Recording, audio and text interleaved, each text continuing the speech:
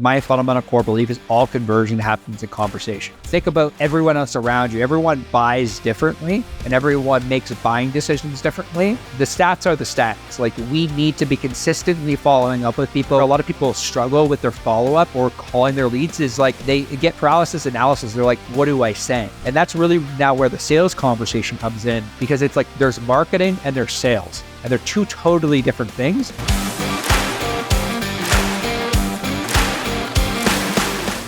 All right, Cody. So I am so thrilled to have you here today. Listen, we've had the opportunity to work together for quite a few years related to marketing, related to accounting and finances.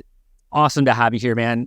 Listen, what I would love for you to do is maybe give a little bit of a detail for our listeners about what your business is, where you're at, who you work with, and then we can move on from there. Love it, man. Yeah, really excited to chat today. And when your team reached out to book this podcast, we're super excited, and everything that you're doing. Just, like you said, we worked together over the last, I think it's probably been 6 years now. It's like, if not longer, it feels like yesterday. But my company's called Sheridan St. So we help real estate agents and home service businesses attract leads, nurture the leads to the point where they raise their hand, and then set appointments. So we have a call center here in Colombia, and I'm actually currently in Medellin, Colombia. I've recruited a lot of great talent on the ground. And yeah, we just help businesses market, try to get in front of the right people, try to nurture their leads for life, and then get them into more meetings, more appointments. About 2 years ago, we transitioned. We changed our company name from Studio PTBO, which, Peter wrote Canada, to Sheridan St to kind of more align with where I was taking the business. I had partners before. I transitioned the business about 1.5 years, 2 years ago to kind of go all in the real estate space and really try to serve the real estate community at a really high level. And there's been some ups, there's been some downs. There's consistently ups and downs. So I'm really excited to chat today and try to provide, this entrepreneurial community as much value as we possibly can. And just for our listeners, I remember when Cody May first came on the scene, and I remember seeing this high energy young buck. You're still a young buck. We're still young bucks. I'm going to put me in there too, Cody. I remember this guy coming on the scene and he was just producing content. And for me, I was like, this is like a young Gary Vee coming in here, just a pure content machine. And I remember you had this side hustle at the time, right? Because I remember you were working at Best Buy, right? I think at the time, and it was create your purpose. And I remember it was this side hustle that was just sharing the message of understanding your purpose and your why. And you were doing this and creating these relationships with business owners in the community. And you definitely caught my attention back then. And, I think continue to do magical things ever since, Cody. And it's always fun to continue to watch you and your evolution. But let's maybe talk about that. So, a few years back before you changed the branding to Sheridan St and you were Studio PTBO and you had some partners that were in the business, the landscape of your business and what your offer is looks totally different. And the reason I want to maybe just chat about this is that I think there's so many people, so many business owners that are out here that are doing something just because they feel like that's what they're supposed to do. So can you give us a little bit of context of the kind of services that the business was offering, and then why you maybe evolved into focusing down on what you do now? Yeah, so I think, there's a few different reasons, if I can kind of go into depth. Like, I had 2 business partners when I started the business, which was one of the best things ever because it really got me grounded in understanding. They had business experience. I had little to none. I came from the corporate background. I learned a lot about entrepreneurship, learned a lot about what it meant to, network and connect. And I think I got a lot of that learning experience from Create Purpose, from that brand, but then I transferred it when I came over to Studio PTBO. So, in the beginning, we were doing video content storytelling, which is, very funny because we, content back then was it was very Gary Vee-ish, but we were creating content for businesses to help them tell their story. Like, our tagline was literally tell your story. And we had our graphic design business and our website business, and they kind of all operated in pockets. We had our website design, which originally was a company called Studio N. We rolled it into Studio PTBO. So we had, graphic designers, we had web designers on staff, and we had our video department. And that was really the service that we had offered. Like, they kind of all operated independently. And then we had a couple large clients that we ended up working with where we took everything that we did and we compiled it into one, but it was like very like a la carte based, local to Peterborough.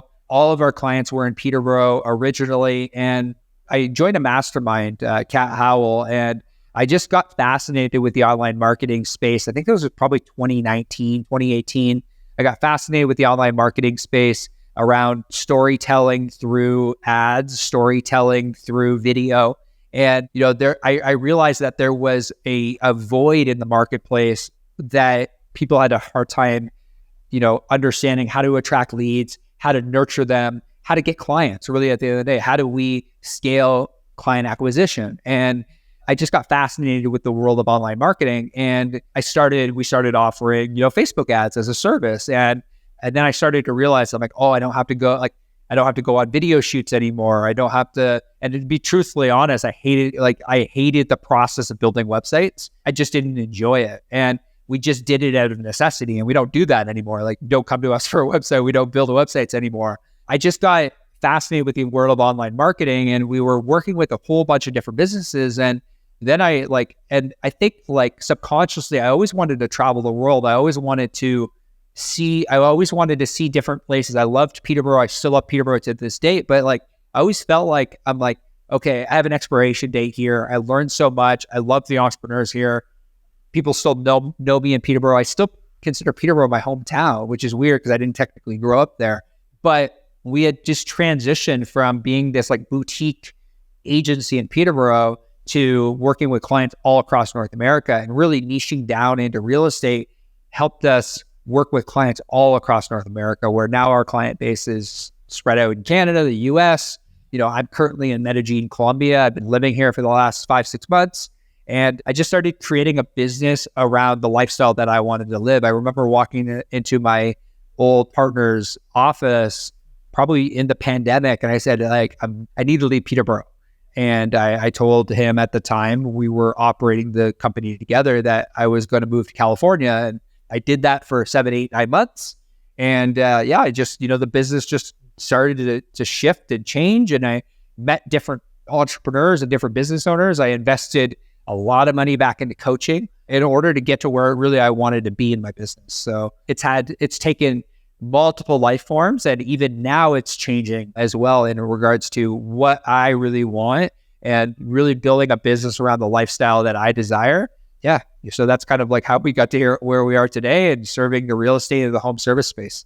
Yeah, no, and Cody, it's a great story. And, you're one of those stories that I have loved to watch, probably because we've had, a really great friendship over this, past 6 years. We've obviously worked very closely with you guys. You really kicked off our storytelling and our brand presence, and collaborating with you has been such a huge value, I know, to my business. But let's talk about this creating your business based on the lifestyle that you want, right? So I know that initially, it was like, oh, I want to get out to LA, I want to hit the West Coast. And that kind of evolved, right? And so what is it that I know maybe you don't have a definition for this, but what is it that you're trying to create now to adapt to your lifestyle that you're really trying to live? So I read a book a while ago from a friend, Cameron Harold. It's called Vivid Vision. And what it really helped me do was, it really helped me attract really what I consider grade A talent. And I wrote down, what do I see the next 3, 5, 10 years look like in my business? And that is evolving a lot, and that's completely okay. A lot of the things that I wanted even at the beginning of the year are different than they are today. And I think that, when you're creating a business around the lifestyle that you want to live, I realized that, and that took a lot of introspection and time alone by myself, and a lot of coaching. I coached with Brendan Burchard's team for literally a year, just trying to articulate what I wanted to experience. And I didn't it's funny because I look back at the beginning of the pandemic when it happened. It's we took everything online. Because literally we lost all of our video clients overnight. Everyone canceled their monthly packages because we couldn't shoot video in person. So it forced me to go online, but a year went by and we had this office that we were spending money on. And I'm like, no, there's no one in office. It's literally me and Neil in the office. No one else is there. And I'm like, this is crazy. And then it kind of opened up other things around like, well, the whole reason I left the corporate career is I wanted the freedom and flexibility to go where I want, when I want, to have more just freedom and flexibility. And that's like, that to me, like, it's like, even if I'm working 40, 50, 60 hours a week, as long as I have the capacity to go where I want, to live where I want, to kind of just have that freedom, like, different people get into business for different reasons. And for me, I really think as I analyze the reason I got into business, it was the freedom and flexibility that entrepreneurship gave me. It's like, sure, I'm working more hours, but I can live in Medellin, I can go to Spain, I can go to Thailand, I can go wherever I want. And I had a kind of like an epiphany sitting in that office. I'm like, I'm not living my version of what entrepreneurship looks like for me. I was living somebody else's version of what it looked like to them. And then it's like, and then what happens is you begin to resent the business and you're like, well, I have to be in Peterborough in order to do this. But it's like everything kind of ravel around like a belief statement that I had that I didn't realize I had actually believed that I needed to be in Peterborough in order to build a successful business. When that belief system started to change, I was like, well, this isn't actually true, because I have a client over here that lives in Toronto. I have a client here that lives in Calgary. I have a client here that lives in Florida. And it's like, well, why am I still in Peterborough? I don't need to be there anymore. And it's like the whole reason I started doing this was to create freedom for myself. And that realization helped me realize, I'm like, oh, I can travel the world. And it really led us on a journey towards because originally I was going to go to LA, I was going to move there. And then like my worldview, I think, was so small where it's like, okay, I'm going to go to LA. And I still love LA. I'm literally headed back there next month for a conference.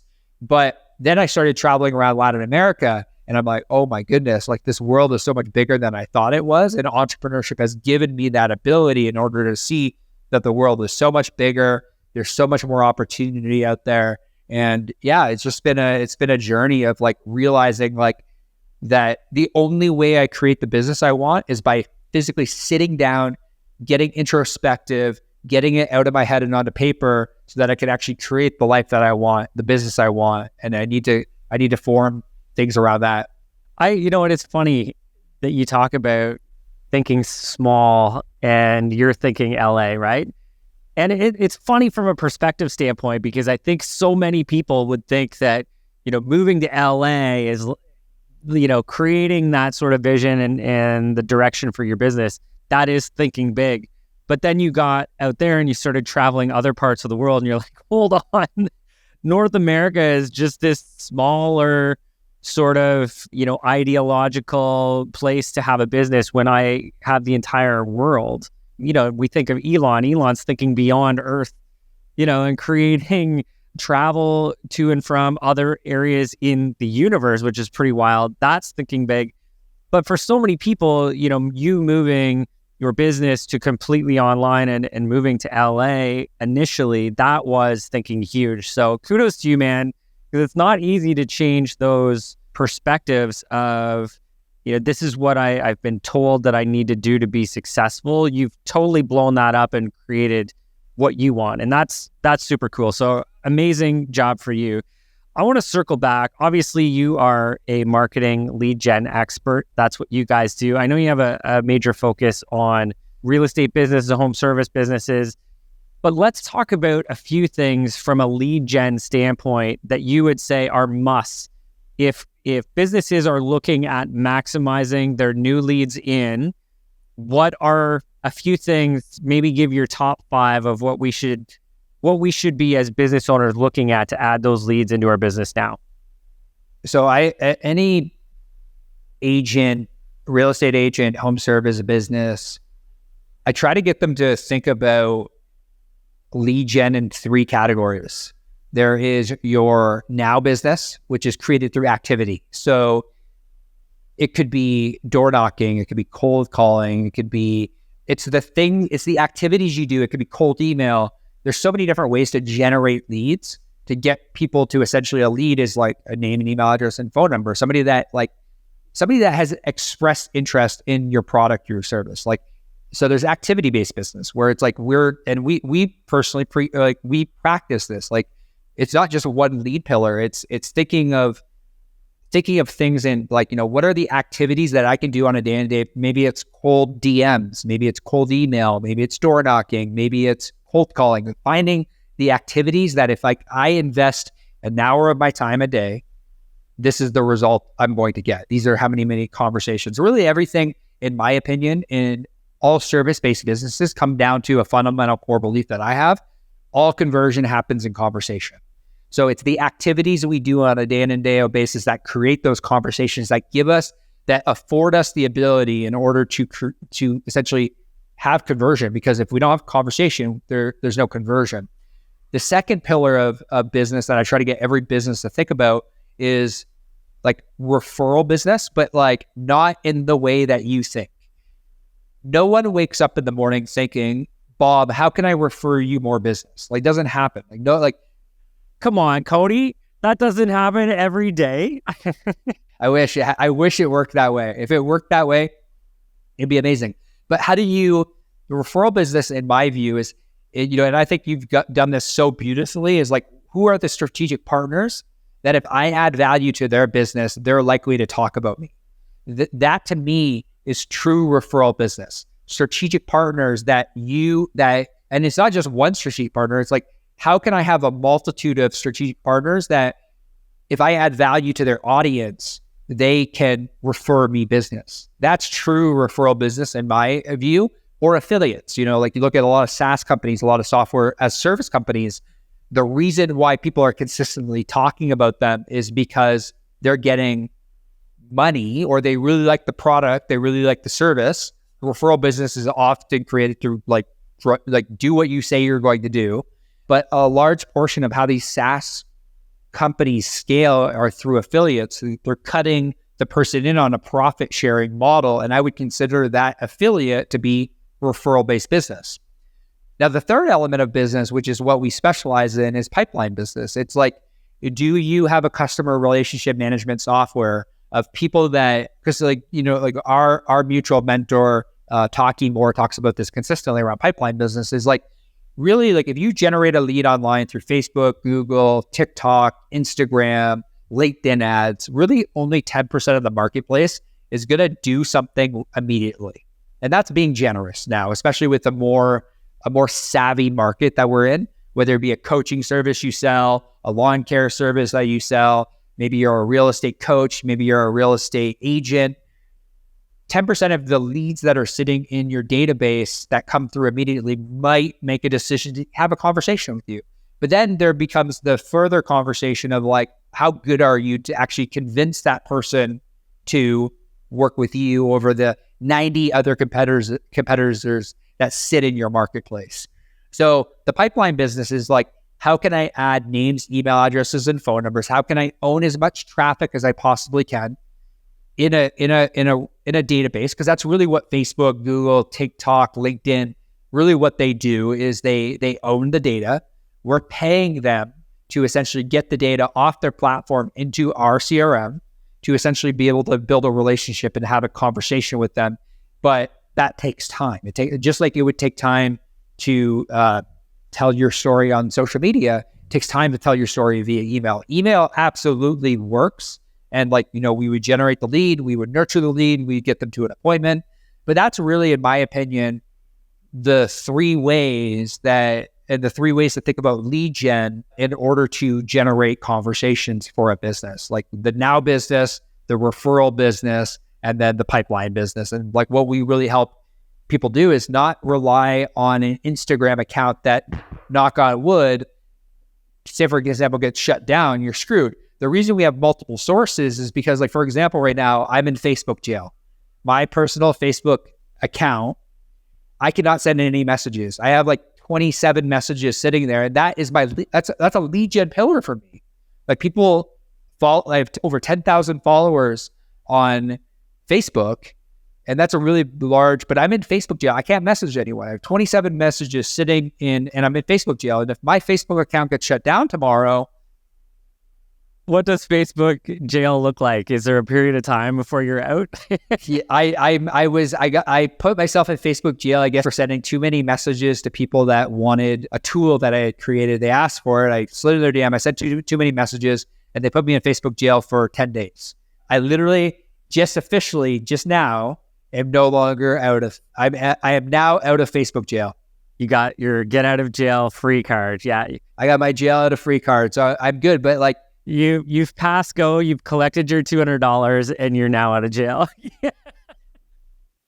Listen, I want to maybe just talk about that, and I agree. Strategic partnerships are such a valuable resource, and you and I have similar philosophies with this, and it's so important when you have these relationships that you are in a giving sort of environment, and you want to go and connect with these people who have your audience. Right? They have your audience. You go to their audience, which is your prospects who don't know you, and you offer them significant amounts of value. And in exchange, if you do a good enough job, they can't help but tell all their people because it makes them look good, right? That's the intention. We create these partnerships or these strategic relationships where we make the partner look good by introducing people. And it's something we focused a lot on. I personally focus a lot on partnerships because I agree there's no Facebook jail when it comes to, strategic partnerships, but you do have to continue to give that value. Otherwise, those partnerships go away. Now, listen, I appreciate those three elements of generating leads, and I think they're so valuable for everybody. And I want to maybe take this to the next level of, what do we do after we have those leads? And I want to talk about one thing that's really been burning my ass, to be honest, over the last probably 12 months, but I think it's been evolving, and I'm going to drop this on you. I also know how you feel because I see you comment about it online as well. But what's your take on, we get these leads in and it's great, right? We've got these leads, but then we don't actually pick up the phone and call. Yeah. Give me your take on this, because I know it pisses you off and it frustrates me because, we can have the best marketing agency in the world generating us all the leads, but if we don't actually take action and make that call or at least DM, but I think that there's just the missing art of picking up the phone and actually calling somebody and saying, hey, can I help you? And how do I help you? What's your thoughts on that, Cody? We built our entire business around this void. I think fundamentally, you as a business owner listening to this podcast need to understand, and my fundamental core belief is all conversion happens in conversation.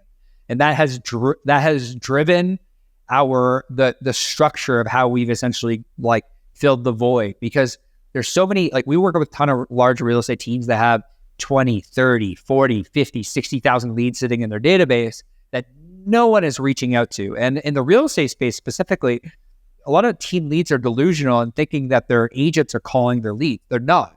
So, and the same goes for the home service businesses that we work with. When we work with home renovators, we're implementing the same process where the national stats are this, the stats are out right now in the marketplace. For example, my call center last week alone set 217 appointments across all of our client accounts. We set on average anywhere between 780 to about 1,000 appointments a month across all of our client accounts. And what we've come to realize is that, and I'll talk real estate for a second, and I'll filter this to any service business. The average touch points that is required to create a meeting is 35 touch points to get a meeting, 35. But the average agent follows up with their leads 1.4 times. Those are national stats. So they're it's very hard to compete with somebody that is dedicated towards just calling leads to get them on the phone. I'll give you a quick story that I think that, because a lot of people are like, well, who the heck wants to call somebody, 34 times? I'll give you a quick story. So I was in a lease with I'm living in Medellin, Colombia. I had my lease with Ford, and I had intent to get out of this lease. I needed to get this car, but I had so many other things going on in the business that while it was a priority, it took the salesperson 14 phone calls to my phone in order to get him to actually for me to give him the right information for me to get out of the lease. I was spending $1,000 a month on something I wasn't using. So I had pain. I was spending $1,000 a month. I needed to get out of this lease, but it was I'm like, oh, I have other things going on. It's like, that's people. Like, we have to think about when we pick up the phone to call somebody, and in our intent follow-up, like even when we look at like tech sales or sales, the buying journey could be 18 months. So even if like somebody has pain and they want to relieve the pain, they often won't necessarily admit that. Like, think about even the way that you interact as a consumer, not just you, but think about everyone else around you. Everyone buys differently and everyone makes buying decisions differently. The stats are the stats. Like, we need to be consistently following up with people, whether it be through email, whether it be through DM, whether it be picking up the phone to call the person. I see this happen a lot in the home service business, where it's like, we generate an appointment, they give a quote, and they're like, oh, the person will just follow up with me. I'm like, no, they won't. They're not going to follow up with you. Like, you should be scheduling in your calendar. If you really want, there's probably money sitting in your pipeline as a home service business. And we're seeing this now that we're working with more home service businesses. It's like, if you just scheduled once a week to follow up with that person, I would be willing to bet that you would add 30 to 40% in revenue to your business if you were just to follow up once a week. I'd be willing to bet that you would add 30 to 40% in revenue in your business, because all the fortune, in my opinion, is in the follow-up, the phone call, and getting intentional. We tell our agents, like, maybe it's picking up the phone and calling them. Maybe it's finding them on Instagram and sending them a text message. Maybe it's sending them an email. Maybe it's sending a Loom video. If you want to get really good, maybe it's sending them a Loom video of like, hey, the last time we chatted about X, Y, and Z. And I was thinking about you with this information. I recently got this new information about the market, and that's your entry point. I think where a lot of people struggle with their follow-up or calling their leads is like, they get paralysis analysis. They're like, what do I say? And that's really now where the sales conversation comes in, because it's like, there's marketing and there's sales, and they're two totally different things. And I think I take the sales for granted because I come from a sales background. But the more and more I sit down with agents and with home services businesses, I'm like, they just don't know what to say. And then they freeze, and they're like, what do I say? And that's why when we work with our clients, we're like, okay, this is exactly what you say to a lead in order to get this result. So we've been working with our clients over the last couple of years. I'm like, originally I was just listening to what our ISAs were saying, like our appointment setters. So we were coaching them, but we were never coaching our clients on what to say. And once we started coaching our clients on what to say, that's when things started to skyrocket.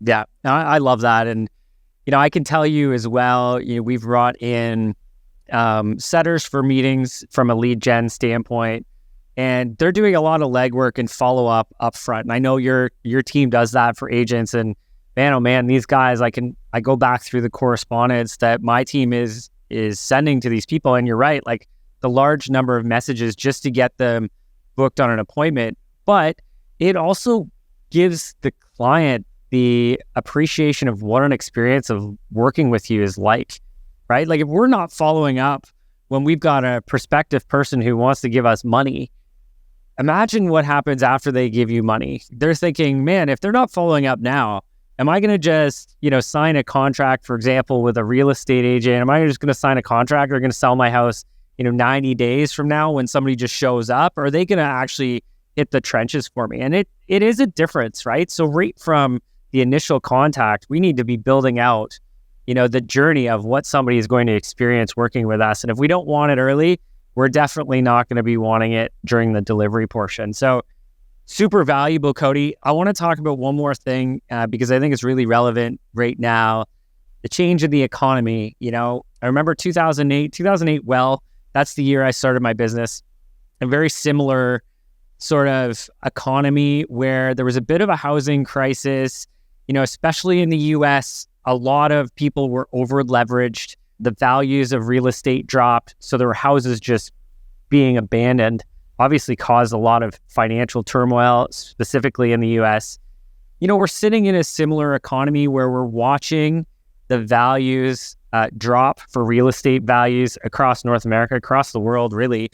And I know in your business that has an impact financially on the agents you work with, right? Because they're getting a commission based on the sale price. When that's dropping, that impacts them. When the volume of transactions are happening because people are less willing to invest right now, that's having an impact. So I know, and we've talked about this has made you, look at your business and sort of adapt to this changing environment.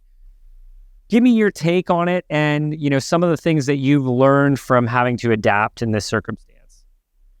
Yeah. So I think that the real estate space specifically is so interesting. And it's funny because when I'm on a call with a real estate agent, I've done so many, one of my best friends, Vikram, really, really successful real estate agent out of the Seattle area. We talk a lot about this. And then obviously Sharon Srivatsa, a really good friend of mine, president of Real Brokers. We chat about this consistently. So when I'm on the phone with an agent, I understand them probably better than they understand themselves.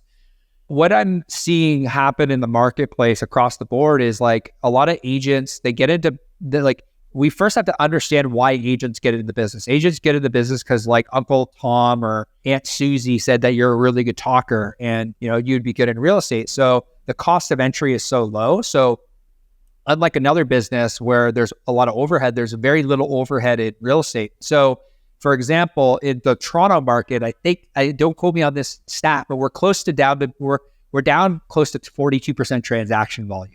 That's a big thing because that's transaction volume, like we chatted about earlier, price points and transaction volume dictate how much money they make. So there's agents that I'm speaking with on a consistent basis where last year they made 500K and this year they're sitting at 60 and we're going into Q4.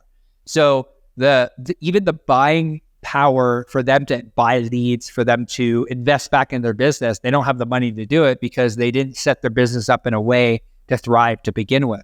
They relied solely on the one pillar we chatted about earlier, which is referrals. But, people the general population is not buying property right now. It's the investors that are still buying. It's the relocation. But the business was never set up in a way in order to grow. Even when I chat with these large teams, we have a podcast called the Irish Podcast. We interview some of the top agents across the country on what they're doing to stay in line with the market. Even these top performing teams are down 20% this year, but 20% is good because that's the transaction volume is down. They haven't lost any market share. They're sitting in line with where the market's at. So one of the things that Sharon has said consistently, and something that I think Simon Bowen has said this before, is asking the question, did the market grow or did your business grow? And I think a lot of people had delusion in this real estate market that their business grew when the business didn't actually grow, the market grew. So it's if the market went up by 70% and your business went up by 30%, your business did not grow. The market grew and you ran in line. You underperformed the market. So if the transaction volume went up 70%, which in a lot of markets it did, it's different. And every market's different. Like Calgary, for example, in Canada is up 21% year over year. And that's just based on people relocating and moving to that market. So I think it's important, immigration as well. I think it's important for people to understand the stats. And I've been saying this to everyone in this space. It's are you actually underperforming the market based on your local market stats? If the market is down 20%, but you're down 70%, you have a massive hole in your business and you have to figure out, how do I repair that hole? Do I add more activities? Do I do more cold calling? Do I add another pillar? Finding ways, like right now in this market, finding ways to make money without necessarily spending money is a good option. But if you're sitting on, this is part of the reason we transitioned a lot of our model over to a free trial, is because there's a lot of large teams sitting on large databases they're not doing anything with. So let's extract some of that money from the database without having to advertise more. So there's other ways for us to generate revenue, for us to generate income without necessarily spending additional money. But I think everything starts with understanding what's happening in your market and what's happening in your industry. For us, for our business, we branched off and we said, not even at the beginning of the year, literally a month and a half ago, 2 months ago, we said, okay, real estate in the US right now is down 32%. Will that change? Of course it will. The market will correct eventually. And, the market will eventually correct. And when it does, and when transaction volume increases, we're set up to absolutely crush it in the real estate space. But when the market volume is down 31%, we said, okay, what's the easiest second niche for us to enter into? And it's home services, because we're like, we already have the infrastructure. We already have the call center. We already have the media buyers. We're still targeting homeowners. So we already have the infrastructure. Let's just open up and create a standard operating procedure around how to serve this market now. So I think it's important for if you're a real estate agent in your local market, the first thing you need to sit down and figure out is what is how is my market performing? And then how do I beat the market? The only way to beat the market or to run in line with the market is to increase activities. So what a lot of our agents and a lot of team leads are saying is we need to triple down on something. I think and you do this with clients so brilliantly, is a lot of clients will come to us and be like, I want to go to 2 deals a month, but they're not even doing one right now. It's well, what are you going to do in order to generate those 2 deals? There's a lot of wishful thinking around, there's not actually a lot of mapping out the things they need to do. They look at the lagging indicators versus the leading indicators. And I think that, specifically in the real estate space, they would just really benefit from looking at, what do I need to do in order to generate this many appointments? And if I need to generate this many appointments to get this many sales, there's a lack of understanding. And I know that you obviously work with a ton of, in your CFO program, work with a ton of people in order to map that out. I just think there's so many people out there right now that just aren't looking at what they need to do from an activity perspective in order to generate the income and the revenue that they want to generate.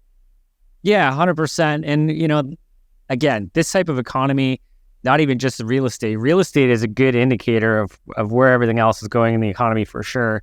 And we've talked about this before, where we head into difficult economic situations and we talk about it, our survive and thrive, where it's okay, let's make sure we've got the working capital and the security we need. Let's adapt to our business model, right? You're doing that. You're looking at your business model and saying, okay, if our market is shrinking with active real estate agents because the transactions are going down, how do we continue to serve a market? How do we adapt to that? But then third is, and I think, this applies for your real estate agents and for anybody who's struggling with surviving right now, is that the opportunity is coming, right? And if we have the resources from a working capital standpoint, have cash, have a security blanket available for us, that when we withhold the storm, at the back end of this storm, where so many agents, for example, in real estate have bailed out, right? Because they're like, oh, this is too hard. And I get it. It's too hard for a lot of people, but you're not other people, right? We are not, the listeners here are not other people. They are the ones who are going to persevere and go, you know what? Hard is okay. Let's get through this. And then on the other side of this is the opportunity that, we all want and we all need to position ourselves for right now. Cody, this has been amazing, man. I could chat with you all day. I want to maybe just end here with sharing how people can get in touch with you now that you're out of Facebook jail. What's your socials? What's your podcast? What's your website? How do people reach you? Yeah, I appreciate the time today, man. I always love jamming with you. And I remember back, kind of just one quick thing before I give the information. Bob has been such a wealth of information. I remember when we started doing content in the very beginning, just turning on the camera and then pressing pause on the camera and being what do you mean by this? And yeah, I know you have so much content in your CFO program. I just want to say thank you more than anything. I wouldn't be here where I am today without the knowledge and expertise you've kind of implanted into me. So I want to say thank you more than anything. But for me, honestly, the easiest place to reach me is Instagram. It's just literally at Codmay, CODMAY. That's kind of where, a lot of people connect, and a lot of my content's there. If you're a real estate agent, we have a podcast called the Art Agent Podcast. We essentially interview agents all across North America about their wins, losses, lessons, stories, help you win in your local market today. I have a co-host, Vikram. We run that podcast. We produce and publish 5 episodes a week, which is crazy, but that is something Sharon encouraged us to do, and we did it. And I still sometimes wonder why do we do this? Nuts, but we do it. And if you're a real estate agent, we're running a free trial right now, a free appointment trial. If there's leads sitting in your database you're not doing anything with, it's just sheridanstreet.io/trial. But just reach out to me on Instagram. We can have a conversation at CodMay. It's probably the easiest way if you're a home service business or you are currently a real estate agent or team lead. Amazing. Thank you, Cody. Always a wealth of knowledge. Always a pleasure. Reach out to Cody, connect with him. Always a great resource. Guys, thanks for tuning in. This is the Wealthy Entrepreneur Podcast. Can't wait to see you next time.